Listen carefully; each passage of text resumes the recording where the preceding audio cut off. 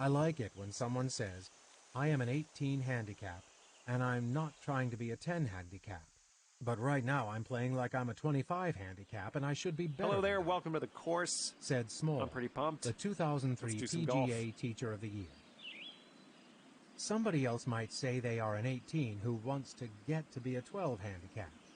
The prescriptions for fixing those two situations are completely different. But I can help in both situations if I understand the goals ahead of time. Sutty has found better results sometimes by moving the golf lessons from the range to the golf course, where he conducts a playing lesson. On the range, hitting balls over and over, people often perform better, Sutty said. Looks like about sometimes you get a real read of the their game here. Watching them hit shots that count. Don Herter agreed. You can learn a lot and help someone a lot thereafter by just playing 5 holes with them, he said. Small suggested that students hit their favorite club for a teacher and also hit their least favorite club. Sometimes the biggest flaw is revealed with the least favorite club, he said, and that might be the one you want to go after. Dana Rader recommends that golfers divulge any physical limitations they might have before the lesson. Did you recently have knee surgery? She says. Do you have a back problem or anything else that might be limiting you? After talking with hundreds of pro teachers, I've come away with how much time and thought they have put into helping their students. I've spent countless hours with them and attended their national conventions. You wouldn't believe the arguments they can get into over the best way to cure an over-the-top swing move.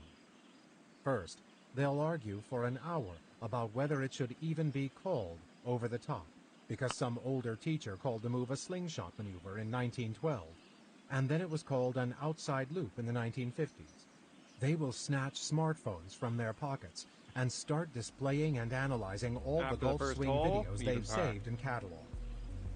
They will argue about relevant historical swing theory precedents like a bunch of constitutional lawyers, Bobby Jones versus Ernest Jones. And they will ruminate about whether you should look at the hole or the ball when putting. Don't get them started on ball position. You'll miss your morning tee time.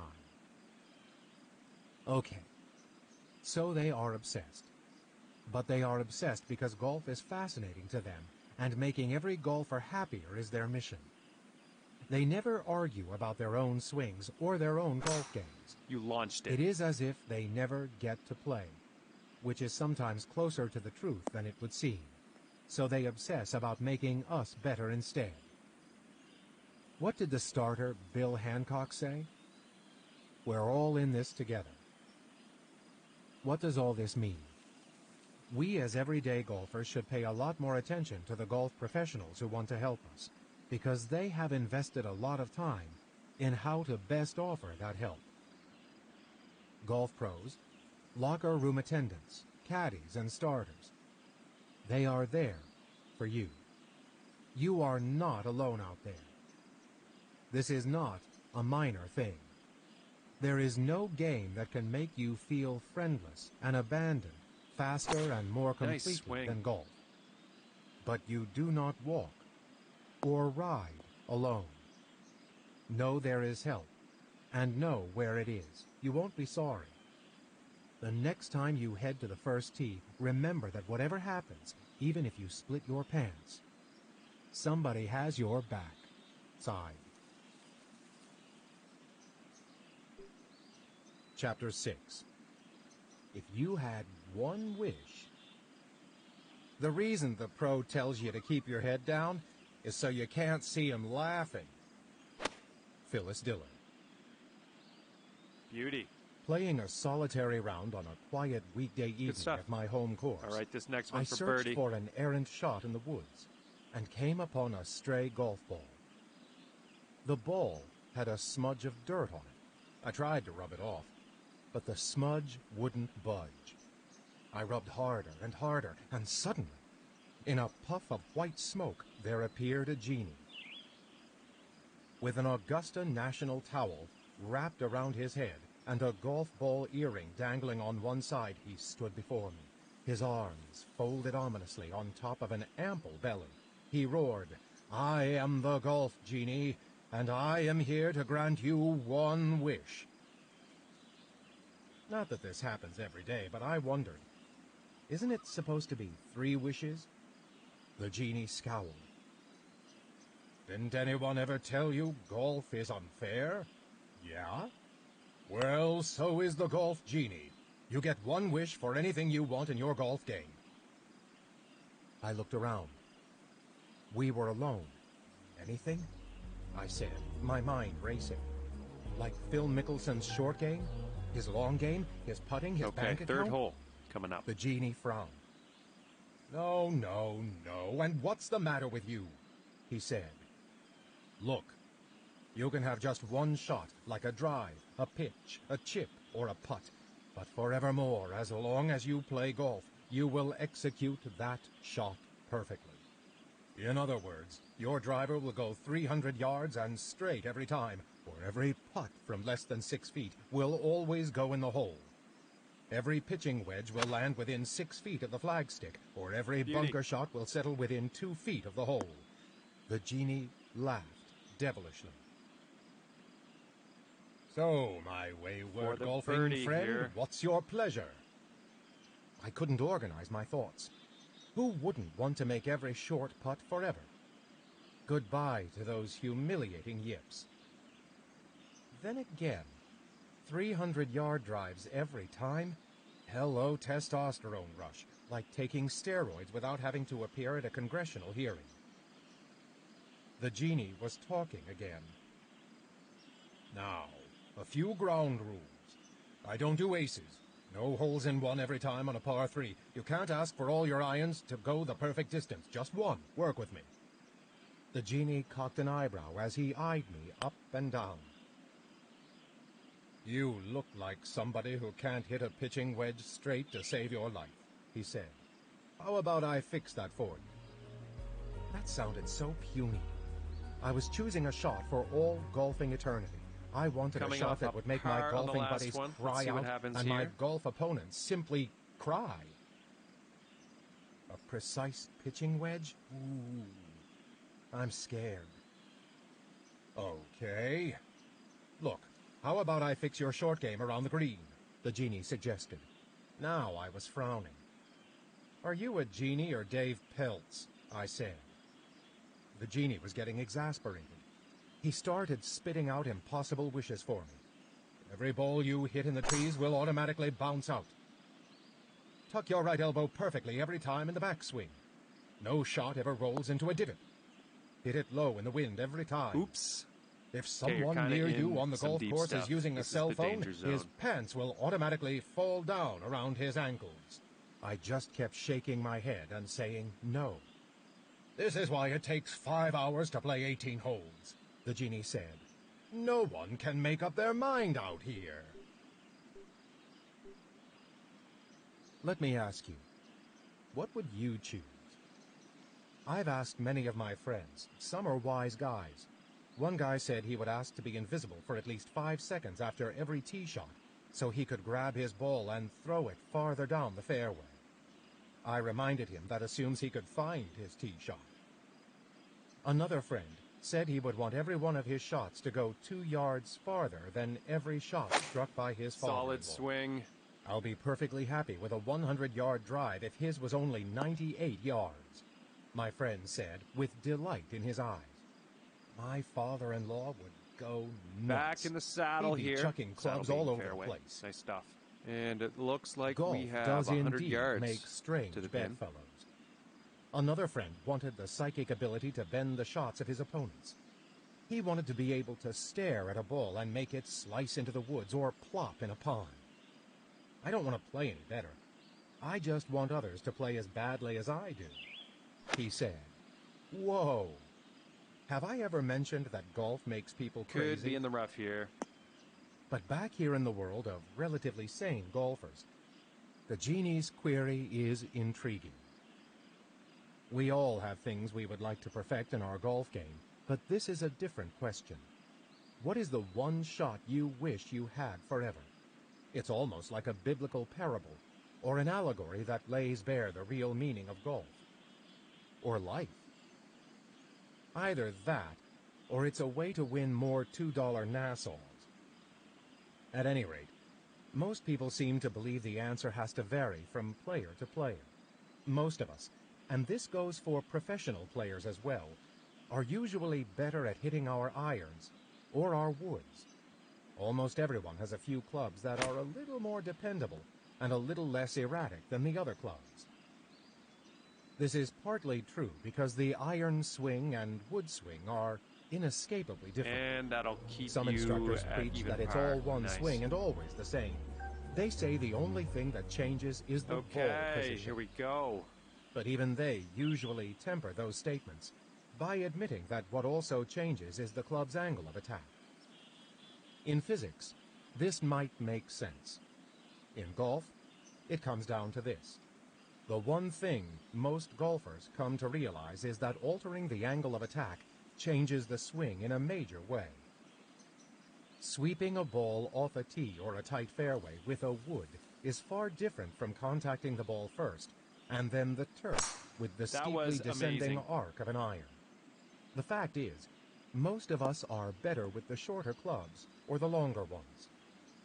So, is the ultimate golf Okay, we're wish looking at around question as simple 170 as yards fixing here. your weaker element? Wait a minute. This is golf. Nothing can be that simple. I wanted to know what golf teachers would say. They are the people who have assessed amateur golf swings by the thousands, sometimes across 3 or 4 decades. I contacted a dozen from the list of Golf Digest's top 50 American golf instructors, many of them the biggest names in golf teaching or coaching. Solid swing. I put the genie conversation to them, which was a scenario that strangely didn't even faze them. Veteran golf types will apparently believe anything. They had a All right, lot you're of putting opinions. now. All right, 12-footer Jim here. Hardy, the 2007 PGA Teacher of the Year and consistently ranked among the Golf Digest top 10 teachers, said this. The most valuable shot in golf is the tee shot, because most players are not just missing the fairway off the tee, they are barely keeping the ball on the planet. If someone could wish for one shot, it would be a straight, true tee shot. Of course, Hardy had an odd way to accomplish this without a genie. Most players should take their driver outside right now, lay it down on their driveway, get in the car, and run it over 5 or 6 times until it's smashed And with completely. that, you he will said. stay at even par. Then they would have to tee off with their 3-wood. And if after 4 months they Okay, have hole consistently number kept the ball in 6. play off the tee with the 3-wood, then they could consider buying another driver. But right now, the driver is killing most recreational players. That's their biggest problem by far. Hardy had allies. Randy Smith, a top teacher from Dallas, said that inconsistent play off the tee made it impossible for regular players to score well. It's not so much distance, unless they're playing from tees they shouldn't be playing from, Smith said. The bigger problem is hitting it in the rough, or in the trees, or over to the other hole. Ugh. If you can teach Pretty someone to deep hit it rough straight here. off the tee, I'm golf not becomes a gonna completely sugarcoat it. different game. There is nothing better for your golf game than to be calmly strolling off the tee, walking straight for a ball that you can see. It is so much harder trudging off to look for some ball buried in the rough or in some God-knows-where section near the out-of-bounds. When that happens, you walk off the tee, knowing that, at best, you're going to have to hit some hybrid over a tree or some other miracle shot. You should probably chip back to the fairway, but even that is mildly demoralizing. Psychologically, you're already a mess. But if you put the ball plainly in view off the tee, everything changes. Now that was a and swing. it affects the likelihood of the next shot succeeding, too. When I called Jim Flick, Jack Nicklaus's longtime teacher and another perennial top 5 pick in teacher rankings, and told him about my Well, I'm just genie glad wish to be delivery, out of the deep stuff. he This sounded is as good. if he had met my genie. Oh, tell him you'll take the perfect driver every time, Flick said. What a boost that would be. Who wouldn't want to start off every par 4 or par 5 with a perfect shot? And you probably would hit the next shot well because you're confident. But from the beginning, I thought the other obvious choice was to want a putter that never missed, say, from 6 feet and in. I wondered if there wouldn't be a strong backlash from those advocating the putter. Wasn't it Ben Crenshaw who said that the key to And any that'll good keep tee shot was you making at a even par par. or birdie Nice. putt on the previous hole? And I was right. The putter got a All lot right, of votes. let's let her rip. Chuck Cook, another Texas-based top 10 teacher. If the average golfer could putt, he or she would automatically be 5 shots better. And that's for a 15 handicap. If you're a 25, then you'd be 10 shots better. John Elliott Jr., number 38, agreed. Most people think they are pretty good putters because, let's face it, it looks easy, Elliott Great said. contact. Nice swing. No one wants to admit that they often, like 3 times around, 3-putt from 30 feet. But that is what we see. I'll take my students out and watch them in a little game of standard putting distances. The results are not pretty. So I would take the putter, and as far as gaining confidence, I kind of think it might work the other way around. If players knew they were going to make a lot of putts, they would be more confident hitting their approach shots, because they would know they don't have to hit it as close to the hole. Watch enough golf, and you'll see that good putters are confident players. Dean Reinmuth, number 48, had a similar take. If you made every 4 or 5 foot putt, you would be a very happy golfer, he said. And we have a But Jim Hardy 27-footer was from still here to the offering cup. rebuttals. As I've said before, these guys don't agree much. Some people might choose the putter, but for the average player, that putt they miss for a 10 is not what's killing them, he said. Just when I thought the discussion was restricted to a choice between the big dog and the flat stick, several teachers went to bat for the humble wedge. That's what Mike LeBeau, number 31, voted for. Hit your wedges close and it will make your putting better. Trust me, he said. That's the primary scoring club, the wedge. It's not the driver.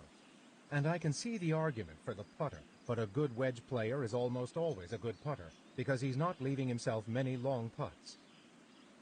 Plus, we And all with get in that, bad spots you near the will green, stay at even and a par. great wedge player can make an important rescue shot. Finally, I All reached right. Butch Harmon, put this in the the fairway. top-ranked teacher on the list. Most people would choose the driver because they are enamored with distance, Harmon said. Some other people might choose the putter because they have the yips or something. But what the average golfer should take is the wedge shot. That's the biggest stroke-saving shot. Great wedge play from 100 yards and in, man, that's like catching a genie in a bottle. Whoa, this was getting freaky. But now I was back to the puny wedge shot. I could not imagine that would be my pick for the perfectly struck golf shot throughout my golf eternity. It still felt deflating. I decided to search for other experts, something like a Nice. golf Should be in the analyst. fairway. No, not Dave Faraday. As entertaining as that might be, he'd probably Yeah, recommend I stand the ultimate corrected. ball retriever. It's the deep stuff for you. I wanted someone who had broken golf down to a science. Golf is a game of numbers. Perhaps a professor, or a researcher, or a professorial researcher. And that's how I came upon Mark Brodie, a Columbia University graduate school professor of computational finance, avid Great golfer, contact. and member of the United States Golf Association's handicap research team. Brodie is one of those smart guys whom we regular, All everyday right, golfers need. 25-footer from here to the He cup. is nearly a scratch golfer, but highly curious about what makes some golfers proficient, others less so, and still others so bad they are downright desperate. Brodie, who is in his mid-50s, is a quiet and bookish-looking man, thin and unimposing physically. He, like so many on the PGA and LPGA tours, is proof that successful golf is not linked to the size of one's biceps, height, or jacket size. So when I met Brodie in his Upper Manhattan home, I half Nicely expected done him with to the deliver to me a long tribute putt. to the One value under for of the the short round. game. We have, after all, heard this gospel all our lives. The key to low Hole golf number scores 9. is a good short game. The vast majority of shots are struck from 100 yards and in. Therefore, these are the most important shots in golf. It is accepted golf wisdom. But Brodie, the golf stat geek, is like Brodie the golfer, not someone to misjudge on the first tee. In his Columbia office and at home, Brodie has a computer containing data Heading from more towards the than beach here, 80,000 not the and good counting, kind. good, bad, and indifferent golf shots, individually recorded by amateur golfers. Brodie, who uses mathematical models to evaluate the stock market, has spent more than 7 years painstakingly collecting, storing, and analyzing shot data of amateurs and PGA Tour professionals in a computer program called Golf Metrics. Brodie's research is the result of hundreds of hours of work by several associates, a professional computer programmer, and graduate students who assisted in technical aspects of the project. Nice job out of that bunker. He wanted This to one for the assess the save. difference between a PGA Tour player's game and that of an amateur who shoots 75 or 85 or 100. The PGA Tour charts every shot by every player in every tournament, and Brodie obtained that research dating to 2003. He then had average golfers of all handicaps, from 8 years old to 70 years old, start charting all their shots at various New York metropolitan area golf courses, although most of this was done at his home course, the Pelham Country Club. The golfers shot from 65 to 155. Okay, let's see what you can Using do with his Google Earth 8-footer. renderings of golf courses in the area and topographical booklets he made up, average golfers making notes during rounds on the golf course could record exactly where every shot went, in the fairway, in the rough, or out of bounds, and how far from the hole. Brodie devised the Golf Metrics software application, and he and a few others entered the Nice rounds putt, we're in the hole. in the Good stuff. computer program, documenting every putt, Okay, that bunker shot, that performance and is other going kind to of put shot, you up and to the even result. par. It took a few years, but the database has Okay, let's continued give to her. grow. The data allow Brodie to determine everything about how an average golfer plays. Not only can he determine how far the average low, middle, or high handicap golfer hits a tee shot, the lower you score, the farther you tend to hit it, he can determine at what distance various golfers sink half their putts. 8 feet for the PGA Tour Pro, 6 feet for the player with a handicap from 0 to 9, 5 feet for those with a handicap from 10 to 19, 4 feet for someone with a handicap from 20 to 36. Perhaps most valuable, he can analyze the value of each shot of a golfer's score. And that is the genius and the most useful part of all of Brodie's work. Because of his collection of 80,000 plus golf shots, Brodie has been able to assign a benchmark for performance from every spot on the golf course. To Brodie, the benchmark quite is the the smash scratch there. golfer. Using his data, the professor has been able to determine, on average, how many strokes the scratch golfer would take to get the ball in the hole from almost anywhere on a golf course. On a long par 4, it might take the scratch golfer, on average, about 4.6 strokes to finish the hole. From 80 yards away and in the sand, it takes about 2.9 strokes. From 160 yards away on a par 3 tee, about 3.1 strokes. Again, for the scratch golfer. I think this is going to need to bite. Once you have values Well, for every what do shot, I know? That ended including up just putts fine. and rescue shots, And for the you bird. can crunch the numbers for average golfers. Easier to do if you're a professor of computational finance, and see where the most strokes are being lost compared to a top scratch player. In other words, how close in score were average golfers to the scratch golfer's average score of 3.1 on the 160-yard par 3? And how close were they to the scratch golfer's average score of 2.1 when putting from 28 feet? The answer? Much closer while putting, 2.4 strokes, than while teeing off on a par 3, 4.1 strokes. Having the benchmark stroke averages allows Brodie to determine how and why And 10, that'll keep you 20, at even 30, par. and 40 Nice. handicaps are most repetitively adding to their golf scores Okay, all it's around time to the send golf this course. ball on its way. His findings would surprise most anyone linked to the golf community, where the short game rules, even a golf genie. For instance, in fact, it is the long game that proves to be the biggest factor when examining the difference in scores between pros and amateurs, and even between low and high handicap amateurs. If, for example, a PGA Tour player were available to hit shots for an amateur from 100 yards and in, or available to hit all the shots leading to the 100-yard mark, Brodie says the amateur would benefit the most from having the PGA player hit the long shots, not the short ones. Having a pro putt for you would not accomplish as much as you might think. Brodie says the score for the average 16 handicap would be lowered by only 2.2 strokes if a PGA pro did all the putting. Looking at around but if the PGA star hit all the shots or so outside yards 100 here, yards, I'd say. the improvement would be 9.3 strokes. Despite the persistent belief that shorter hitters are more accurate off the tee than longer hitters, Brodie discovered the opposite. Longer hitters also tend to be straighter hitters. Better players are more skilled overall, Brodie said. They hit it farther, and they have more consistent swings, so they're more accurate, too. Yes, as is often said, roughly 60 to 65% of all shots are struck within 100 yards of the hole. But Brodie noted that if you take out gimme putts of 2.5 feet, the statistic has less meaning. Remove very short putts that are rarely missed, and shots from 100 yards or less account for only 45 to 50% of all shots. Eliminate putts from 3.5 feet or less, and the figure drops to 41 to 47%. Brodie, who is a 3 handicap, 10-footer knows here. This is the heresy his research suggests. Not long ago, waiting for some groups to pass through Amen Corner at Augusta National, I ran into Dave Peltz and mentioned Brodie's stats to him.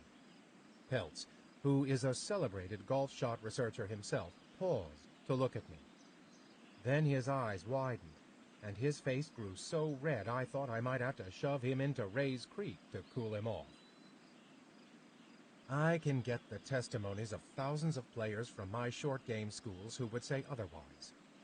Peltz, who is a large, imposing man, said in a half roar, "They improved by focusing on their short games." When in 2008 I wrote a newspaper story in the New York Times about Brodie, the first major publicity of his studies, readers who posted online comments were equally skeptical. And with that, avoiding 3 putts on any green is the key par. to scoring lower. I don't care what any Columbia So egg nice drive says, out on this one. wrote one. Practice your chipping and your putting won't matter much, added another. I've learned to hit my 4-iron off every tee, wrote another. It changed my life. No more searching for balls in the woods. Wrote John from Thailand. Golf is flog spelled backward. While that might have temporarily leveled the debate, it did not make Brodie go away. His theories were presented to the World Congress of Golf, examined further in Golf Magazine and on the Golf Channel, and tossed back and forth in many a golf clubhouse, office lunchroom, and USGA symposium. Whoops. No one You could are prove very anything deep in the rough here. unquestionably. Gonna have to This be is, careful after about all, this one. golf. But more important, no one could prove Brodie wrong. Studying golf's intricacies is a mini-industry in academia. Brodie is far from the only high-titled professor devoting hundreds of hours to golf research. There have been thousands of doctoral theses with golf as the central subject matter. But Brodie is out in front of the pack, and his USGA links have continued to give him some credibility in a contentious golf research community. Aware of the pushback against his findings, Brodie tries to calm the furor by saying that he is not advocating that golfers spend less time practicing their short games. Nor is he hoping we all abandon short game clinics. Half the golf instruction industry just exhaled a sigh of relief. He said, in fact, that his findings are not inconsistent with the accepted instruction doctrine that practicing the short game may be the easiest way to score lower. The data provide objective answers to where strokes are being lost. But the fact is, if you've got 2 hours to practice, you Doesn't look like it's probably on won't fairway, start but hitting the it's all ball right. longer or straighter in that time period, Brodie Pretty said. deep stuff But here. you could probably get Give better it a at good your putting hack. Let's put or it in the right chipping direction. in 2 hours of practice. That doesn't change one of his basic discoveries, having Phil Mickelson or any other top pro hit tee shots for you would be more beneficial than having one of them putt for you. It is groundbreaking stuff. Now, admittedly, the sample used for Brodie's research is limited geographically, Solid swing. and women make up less than 20% of the group studied, a figure Brodie says he wishes were higher. But overall, he defends the sample as Let's see if we can representative. save par on this I'm putt. confident there is nothing atypical about Pelham Country Club golfers and others in the New York area I sampled, he said. For the record, I'm not taking sides.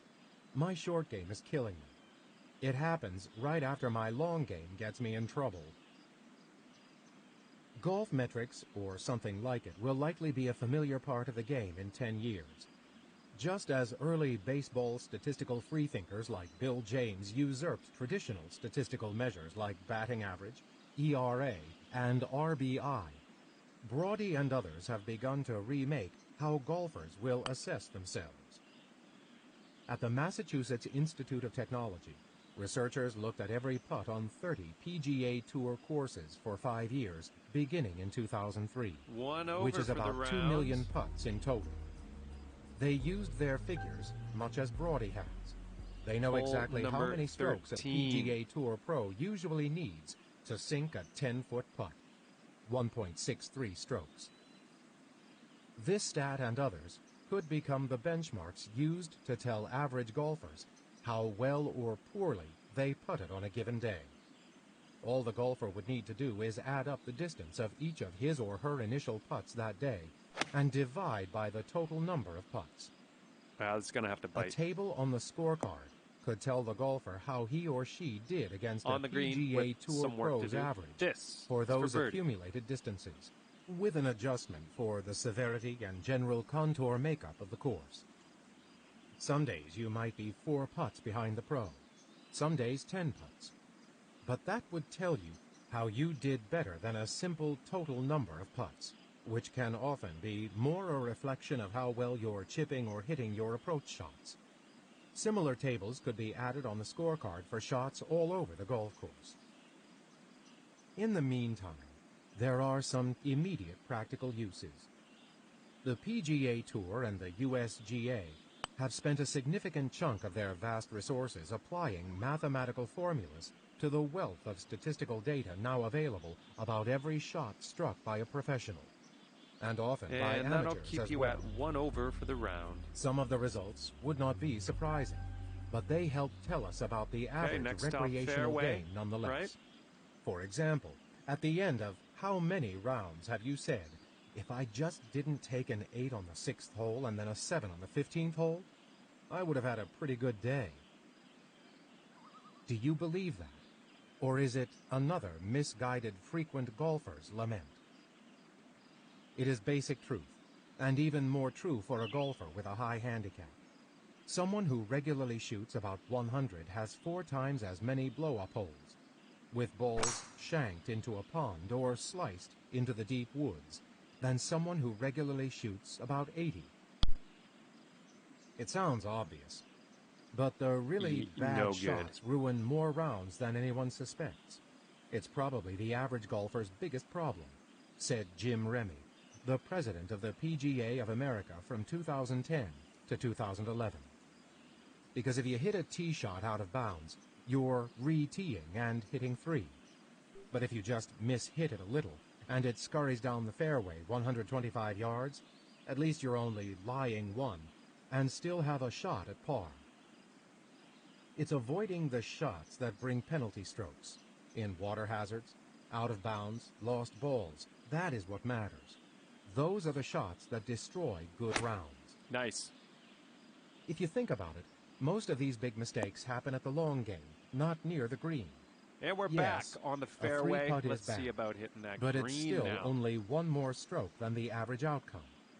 But when we're 190 yards from the green and trying some cockamamie cut shot with a hybrid because we saw Ricky Fowler do it on TV over the weekend, and it ends up in the school parking lot 2 holes away, well, that costs us a lot more than a stroke.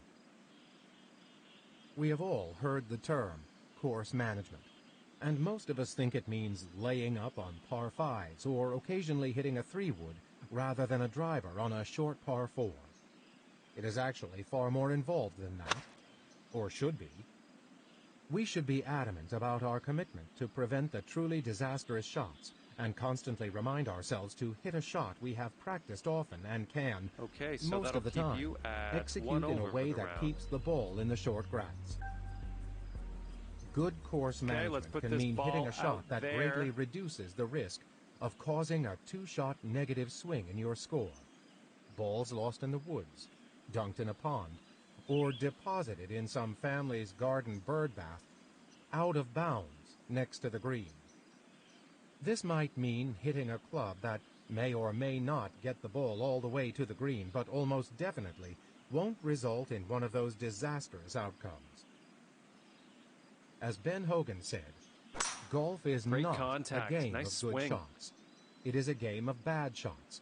It is a game of misses. The guy who misses the best is going to win. And remember, And the looks critical like, course management I'd moment say can also 160 come yards after or a so miss. out from the pin. As golfers, we all seem to have the innate penchant to follow up one dreadful shot with an equally dreadful shot. Why? Because we're frustrated and not thinking after the first miscue, and our subconscious is screaming that we've got to hit a wonderful shot to save face for the first blooper. You've really got to calm down after a bad shot and assess what's going on, said Don Herter, one of Golf Digest's top 50 instructors. There's a good chance the hole can still be salvaged. Gather yourself and really focus on what you're trying to do next. And you're so on the you green can with at a least very make long putt double in bogey. your future. You might even make bogey. So, let's say you've hit it in the woods and you are trying to punch out. Don't just grab a 4-iron and chop away. I see that all the time. And what often happens is that shot goes 40 yards farther than intended and rolls into a lake or into the woods on the other side of the fairway. Now you're still in trouble and even more upset. Plan your recovery with a clear head. Of course, your head isn't very clear at that moment. You're worried about holding up your friends and you already feel silly. That doesn't mean you have to play silly. Just because, as non-golfers like to say, we are chasing a small white ball across the meadow until it is knocked into a seemingly smaller white hole, we don't have to lose our dignity. Hold your head up. Take deep breaths. And that'll remember keep you something at 1 motivational, over for the round. like you could be at work instead, or be at the dentist's. Coming or off be a a par dentist on the at last work. one. Let's see what happens here. In the end, remember that the golfer's pursuit is, in fact, incorporeal. The numbers of the game, and this chapter has a lot of them, are there to give the game a semblance of definition. They help us understand what we cannot understand, that we are trying to master that which cannot be mastered, in the hope of mastering something greater within. For whom are we chasing if not the person so aptly reflected by our own golf game? As Hogan also said, Ugh. I learn something Well, new you're about myself in the every deep stuff time I here. step I think on they the call golf this course. the cabbage. Let's brings me just try back to to make my some golf solid genius. contact and get that ball Remember headed in him? the right direction. When I couldn't make up my mind initially, the genie told me to sleep on it, and then make a decision. The next evening, I puffed out my chest and told the genie I wanted straight 300-yard drives forevermore. He cackled, then slapped me on the back as he handed me the still smudged golf ball. Just in case you ever want to talk, he said. The next day, I played with my usual group of Solid friends. swing. Needless to say, they were shocked, but they seemed to take my newfound prowess well. Okay, so one of them took my driver to his radiologist to have it x-rayed, but eventually they stopped complaining. I was Right, you're scoring putting now. a little I'm lower, thinking but two-putt. I All wasn't right, 14 necessarily feet having to the more hole. fun. It was lonely in the middle of the fairway. I missed looking for balls in the woods with my buddies. I missed the sense of anticipation and nervousness on the tee. The sameness of one perfect tee shot after another was, well, boring. Far worse, I still plunked approach shots into ponds and bunkers, sprayed them over greens and into the woods. So, in the end, what did I hear, hole after hole? Gee, Bill, that's a shame to waste such a great drive. Or, let's see, 300 yards in one and then 4 strokes to play the final 100 yards? That's still a bogey. I tried working on the various parts of my short game, but how could they ever match a perfect drive every time? They couldn't. I'm not perfect. Frankly, I was miserable. I waited for a Perfect. quiet evening, walked to the woods, and rubbed the ball with the smudge. And that performance So, brings you how's down it to going, even par. John Not Bailey? bad. The reappearing genie said with a chortle. 17th hole coming up. Now that's a fitting comparison, I said, glumly sitting down on a log. I guess I should have chosen the perfect putter. Or maybe the wedge. The genie sat next to me. There's no perfect choice, he said. He was right. My genie was just another golf ruse, like a club that won't slice. I don't You'll know if hook this it has instead. enough. Or a ball that floats to the top of ponds and swims ashore. You'll lose it in the woods. Can I have my old golf game back? I asked the genie. Smiling, he said, if that will make you happy, Lot then of my green work is done to here. cover for that next shot. I did hold out for a last minor wish, and here I want you to remember some of the genie's earlier suggestions. I'm not saying what my granted wish was, but if you are playing with me and have a cell phone, you'd better think twice. Or hold your belt before turning it on. Chapter 7. Our Biggest Fears. Swinging at daisies is like playing electric guitar with a tennis racket. If it were that easy, we could all be Jerry Garcia. The ball changes everything. Michael Bamberger, Sports Illustrated. I've been thinking about how different golf is from a typical holiday or getaway.